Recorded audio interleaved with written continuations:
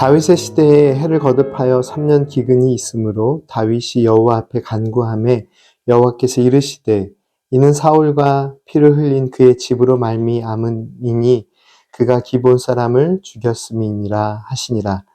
기브온 사람은 이스라엘 족속이 아니요 그들은 아모리 사람 중에서 남은 자라. 이스라엘 족속들이 전에 그들에게 맹세하였거늘 사울이 이스라엘과 유다 족속을 위하여 열심히 있으므로 그들을 죽이고자 하였더라.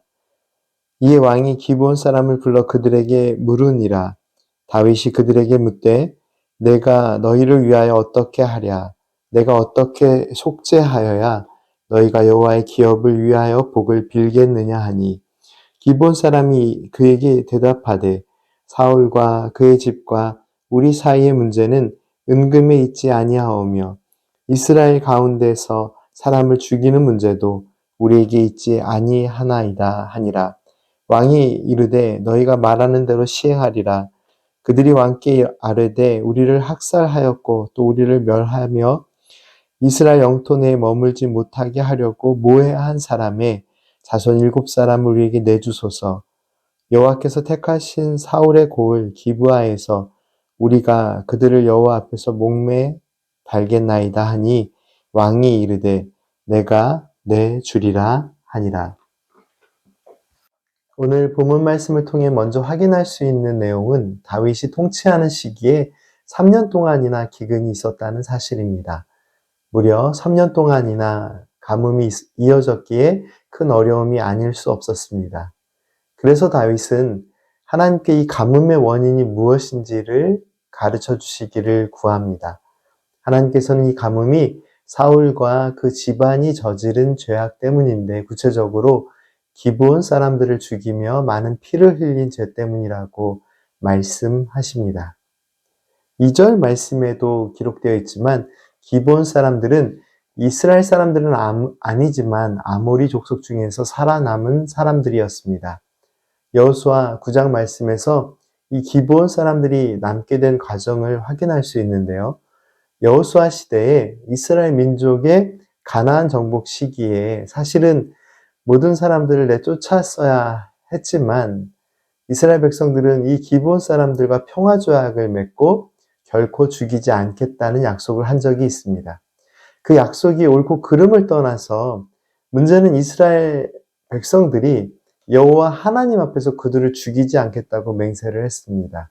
그래서 그들은 기브온 사람들을 죽이지 못했고 또 쫓아내지도 못했습니다. 그래서 기브온 사람들과 함께 어울려 살아갑니다. 그런데 사울은 그 약속을 깨고 많은 기브온 사람들을 죽이려고 했습니다. 다윗은 가뭄의 원인이 기브온 사람들을 죽인 사울 때문이라는 하나님의 말씀을 듣고 기브온 사람들에게 무엇을 해 주어야 하는지를 묻습니다. 기브온 사람들은 은이나 금과 같은 물질적인 보상이나 또는 이스라엘 백성들을 향한 보복을 할 수 없다고 대답을 하지만 거듭되는 다윗의 질문에 사울에 대한 원망의 마음을 표현하면서 한 가지 요청을 하는데요. 기브온 사람들은 사울이 자기 민족을 몰살시키려고 했던 사람이기 때문에 사울의 자손 중에서 7명을 자신들에게 넘겨달라고 요청을 합니다. 그리고 다윗은 그렇게 해주겠다라고 답을 하죠. 우리가 함께 읽은 이 말씀 이후의 부분도 살펴보면 다윗은 요나단과 맹세한 일이 있기 때문에 무비보셋을 제외하고 사울의 자손 중에서 7명을 기브온 사람에게 넘겨주었습니다. 말씀을 통해서 그 내용을 확인할 수 있는데 사울의 2 아들을 비롯하여 사울의 5 손자들이 기브온 사람들의 손에 넘겨져 처형을 당하게 됩니다. 그리고 이어지는 말씀 10절부터 14절까지의 말씀은 2 아들을 잃은 리스바라는 여인이 애통하는 모습과 다윗이 사울의 뼈와 요나단의 뼈를 가져다가 장사 지내고 또 기브온 사람들이 처형한 사울의 자손들의 뼈도 수습해주는 이야기가 기록됩니다. 그리고 비로소 14절 말씀에 이 모든 일들이 이루어지자 하나님께서 백성들의 기도를 들으시고 가뭄은 끝이 났다라고 이야기가 끝이 납니다.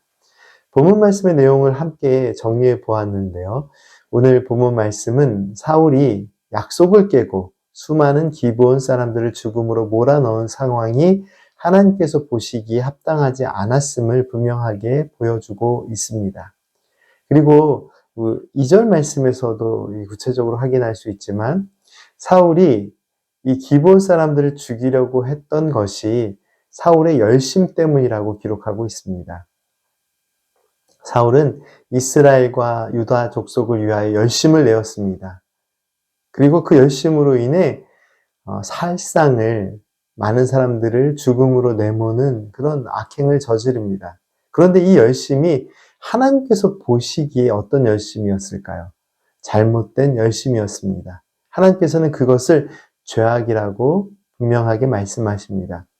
왕이 백성들을 위해 열심을 낸 것 자체가 잘못되었다라고는 할 수 없습니다. 그런데 그 사울의 열심이 잘못된 방법으로 실천이 됩니다. 자기 자신과 자신의 민족을 위해 자신은 유익한 일을 한다라고 했지만 그는 그들과 함께 오랜 기간 살고 있었던 기브온 사람들에 대한 몰살 계획을 세웠고 또 그것을 실현했습니다. 오래전 기브온 사람들이 함께 살게 된 이 과정 자체가 온전히 하나님의 뜻이었다라고는 할 수 없습니다. 왜냐하면 그들이 사실은 하나님의 뜻대로 하지 못하고 어울려 살게 된 것입니다. 그러나 그들은 여호와의 이름으로 약속을 맺었습니다. 그래서 그 약속을 지키며 지금까지 살아왔습니다.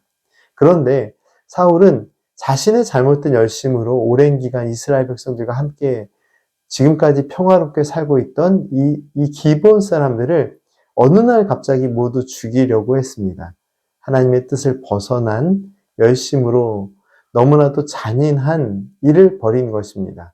이 열심은 하나님께서 보시기에도 분명 잘못된 열심이었음을 오늘 본문 말씀을 분명하게 기록하고 있습니다. 사랑하는 성도 여러분, 열심히 주를 위하여 살아가는 모습이 오늘 우리에게도 필요합니다. 그러나 나의 열심이 하나님의 뜻을 벗어난 하나님께서 기뻐하시지 않는 열심은 아닌지 또는 나의 뜻 자체를 관철시키기 위한 열심은 아닌지 즉 나의 만족을 위한 열심은 아닌지 돌아보아야 합니다. 하나님의 뜻을 먼저 바라보는 열심 그리고 늘 진실하고 순전한 마음으로 성도를 돌아볼 수 있는 그런 열심. 오늘 하나님께서 우리의 삶에 찾으시는 아름다운 열심의 모습입니다. 함께 기도드리겠습니다. 사랑의 하나님, 저희들의 삶의 열심들이 하나님의 영광을 위한 열심이 되게 하옵소서. 주님의 뜻을 따라 하나님의 나라를 위한 열심과 열정을 나타내는 은혜의 삶을 살게 하옵소서. 예수님의 이름으로 기도드립니다. 아멘.